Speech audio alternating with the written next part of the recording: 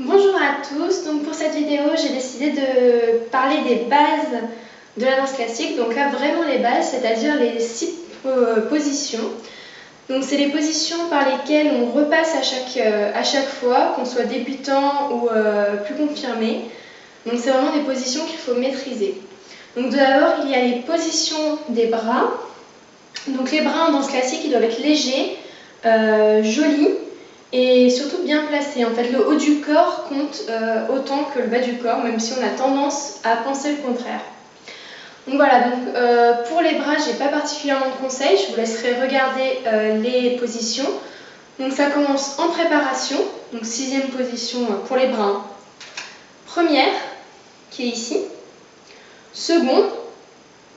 3e, on monte un bras. 4e, on ferme l'autre. Et enfin, la 5e ou la couronne, c'est pareil, c'est ici.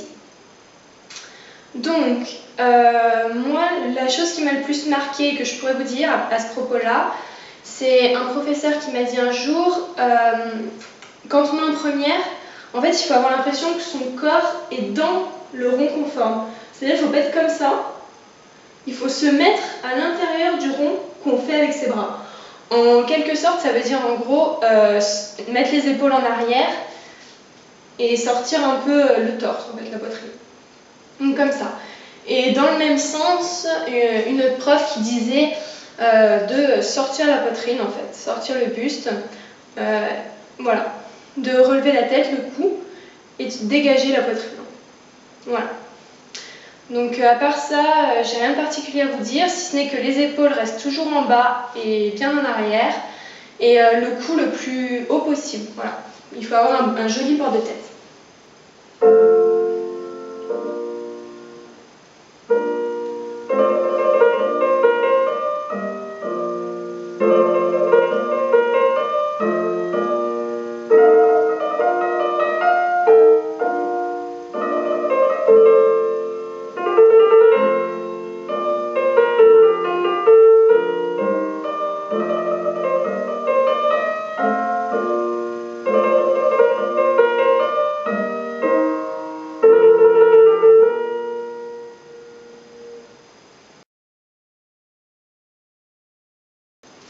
Pour les pieds, donc on a la 6e, une préparation donc qui n'est pas trop utilisée.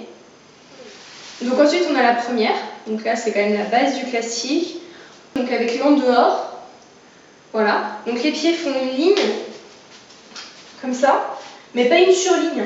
On ne peut pas être comme ça, pas plus ouvert que 180 degrés en fait. Il faut être comme ça, et il ne faut pas avoir les chevilles qui roulent en avant, c'est-à-dire pas...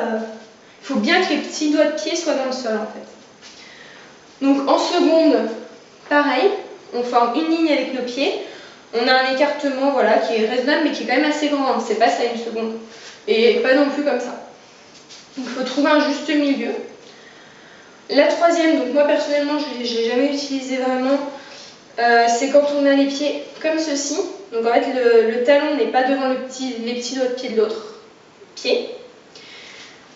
Donc ensuite on a la 4e, qui elle est plus utilisée. Donc en fait, on a bien les deux pieds qui sont au même niveau et on forme comme ça un grand espace au milieu. Et cela nous mène à la 5e où les pieds sont parfaitement croisés et alignés l'un derrière l'autre. Voilà, donc c'est une position qui est un peu dure à acquérir quand on débute. Il faut un minimum d'en dehors, mais après, une fois qu'on l'a, voilà. C'est la position quand même qui est la plus utilisée en danse classique.